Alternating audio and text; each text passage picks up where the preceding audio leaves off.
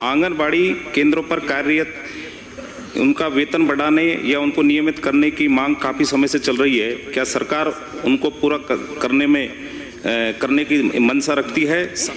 राज्य सरकार द्वारा आंगनबाड़ी कार्यकर्ताओं एवं सहायिकाओं का देय मानदेय में समय समय पर बढ़ोतरी की जाती है। वर्ष 2025-26 की बजट घोषणा के क्रम में आंगनबाड़ी कार्यकर्ताओं एवं सहायिकाओं को देय मानदेय में आगामी वर्ष आंगनबाड़ी बहनों के मानदेय वृद्धि को लेकर राज्य बजट सत्र में उठा सवाल। मंत्री जी ने बताया कि कब और कितना बढ़ेगा आंगनबाड़ी बहनों का मानदेय।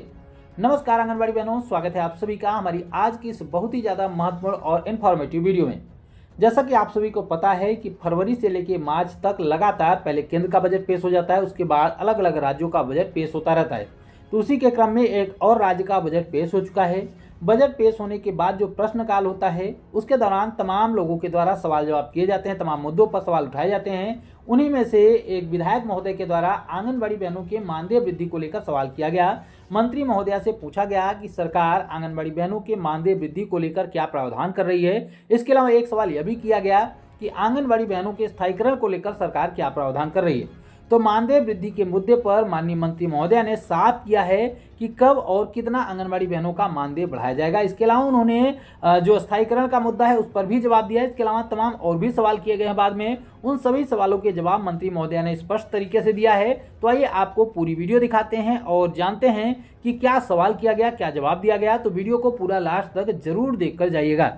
आंगनबाड़ी केंद्रों पर कार्यरत उनका वेतन बढ़ाने या उनको नियमित करने की मांग काफी समय से चल रही है। क्या सरकार उनको पूरा करने की मंशा रखती है? साथ ही सबसे बड़ी प्रॉब्लम हो रही है कि फेस कैप्चर से पोशार का जो वितरण किया जा रहा है उसमें सबसे बड़ी समस्या है कि केवाईसी और ओटीपी के कारण लोग ओटीपी दे नहीं पाते। फेस कैप्चर होने के बाद 3 साल तक सिर्फ फोटो वाले सदस्य को ही पोषाहार मिलेगा, अन्य किसी सदस्य को नहीं मिल पा रहा।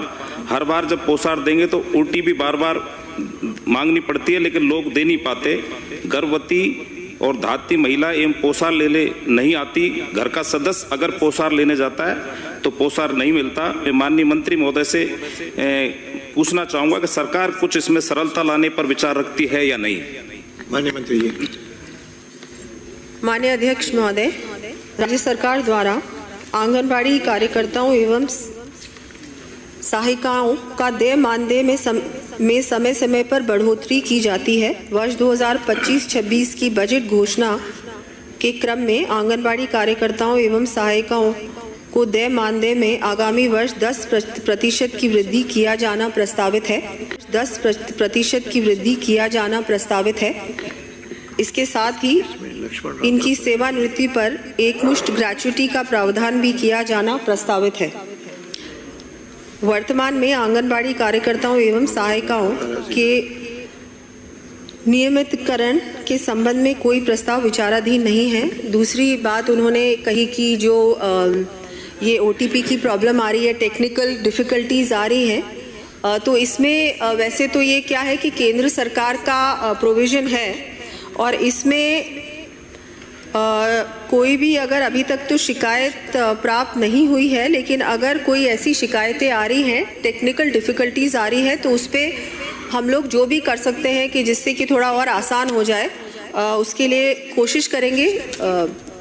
लेकिन अभी ऐसी कोई शिकायत प्राप्त नहीं हुई है। तो इस तरीके से आपने मंत्री महोदया को सुना। उन्होंने साफ कहा है कि 2025-26 में यानी कि जो आगामी बजट वर्ष आता है 1 अप्रैल से शुरू होता है, उसमें आंगनबाड़ी बहनों के मानदेय में 10% की वृद्धि करने की बात कही गई। इसके अलावा ग्रेच्युटी को लेकर भी उन्होंने कहा कि ग्रेच्युटी को लेकर प्रावधान किया जा रहा है। उन्होंने ये स्पष्ट नहीं किया है कि कितने रुपए की धनराशि दी जाएगी एक मुश्त, लेकिन यहाँ पर ग्रेच्युटी देने का प्रावधान सरकार कर रही है, इस पर विचार कर रही है, ये बात उन्होंने स्पष्ट कर दिया।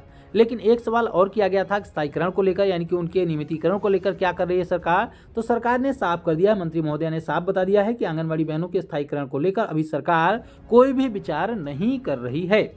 आपको बता दें ये सारे जवाब राजस्थान की वित्त मंत्री दिया कुमारी जी ने दिया है और ये सारी बातें राजस्थान विधानसभा की है और राजस्थान सरकार के द्वारा ये सभी जवाब दिए गए हैं। इसके बाद विधायक जी के द्वारा कई और सवाल भी किए गए हैं। आप उन सवालों को भी सुनिए, उसके बाद मंत्री जी के जवाब को भी जरूर सुनिएगा। मेरे को माननीय मंत्री महोदय का प्रश्न उत्तर मिल गया है। मैं पूरक प्रश्न पूछना चाहूंगा। 312 मेरे विधानसभा क्षेत्र महुआ में अधिकांश आंगनबाड़ी केंद्रों पर बच्चों के लिए पर्याप्त बैठने की व्यवस्था नहीं है और एकाध कमरे भी हैं तो भी उनमें सामान रखने की भी जगह नहीं है। क्या सरकार आंगनबाड़ी केंद्रों में सुविधाओं का विस्तार एवं नवन निर्माण करने की मंशा रखती है, भवन बनाने की? माननीय मंत्री जी। जी, माननीय अध्यक्ष महोदय, मैं माननीय सदस्य को बताना चाहूँगी, सरकार आंगनबाड़ी केंद्रों पर सुविधाओं का विस्तार करने हेतु कटिबद्ध है। बजट घोषणा 2024-25 के क्रम में प्रदेश के 2365 आंगनबाड़ी केंद्रों को आदर्श आंगनबाड़ी केंद्र के रूप में विकसित किया जा रहा है, जिसके अंतर्गत आंगनबाड़ी केंद्रों में भवन मरम्मत, सुदृढ़ीकरण, विद्युत फिटिंग, विद्युत उपकरण जैसे पंखे, लाइट, पानी की टंकी, नल एवं पाइप फिटिंग, बाल सुलभ शौचालय, विद्युत मोटर, रसोई घर में स्लैब वाला पेंटिंग, बाल सुलभ फर्नीचर, पोषण वाटिका आदि कार्य करवाए जा रहे हैं। आगामी वित्तीय वर्ष में 5000 आंगनबाड़ी केंद्रों के भवनों में की मरम्मत का कार्य कराया जाना प्रस्तावित है। विभागीय भवन विहीन आंगनबाड़ी केंद्रों के भवन निर्माण के लिए भूमि आवंटित होने पर विभाग द्वारा वित्तीय संसाधनों की उपलब्धता के आधार पर प्राथमिकता से भवन निर्माण के कार्य करवाए जाते हैं। पंचकुला में आंगनबाड़ी कार्यकर्ताओं सहायिकाओं के द्वारा अपनी विभिन्न मांगों को लेकर जोरदार प्रदर्शन किया गया है। आइए सुनते हैं कि यहाँ पर प्रदर्शन के दौरान आंगनबाड़ी कार्यकर्ताओं की क्या कुछ मांगे थी, क्या कहना है हमारी आंगनबाड़ी बहनों का। हरियाणा से आई हुई है मेरी बहनें और हमारी मुख्य मांगे ये हैं कि पहले तो हमें सरकारी कर्मचारी घोषित करे। हम इसके अलावा कुछ नहीं मांगते, सरकारी कर्मचारी घोषित करे हमारे। नंबर दूसरा ये है कि जब तक हमारे को सरकार सरकारी कर्मचारी मानती है उससे पहले हमारे को जो ग्रेजुएटी है वो हमारी लागू की जाए। ग्रेजुएटी लागू करे जो कि खट्टर सरकार ने की थी, लेकिन एक महंगाई भत्ते की किस्त दे के सारा फिर से दोबारा से ब्लॉक कर दिया।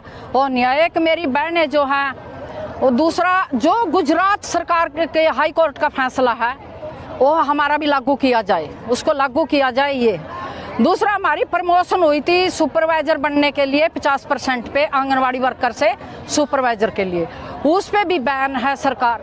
अब तक नहीं कोई, आज तक नहीं हुई, ना ही सुपरवाइजर ने बैठा दी सिर पे, लेकिन हमारी कुछ नहीं सुनवाई हुई इसमें भी।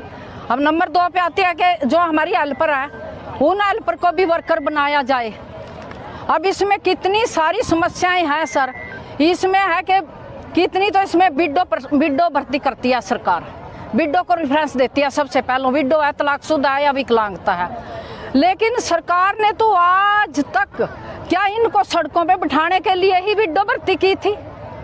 क्या मैं पूछती हूँ सरकार से, क्या 12,000 और 15,000 में बच्चे पढ़ जाते हैं? जो सरकार ने 2016 में हमारे 1500 और 750 हेल्पर के बढ़ाए तो भी आज तक नहीं दिए।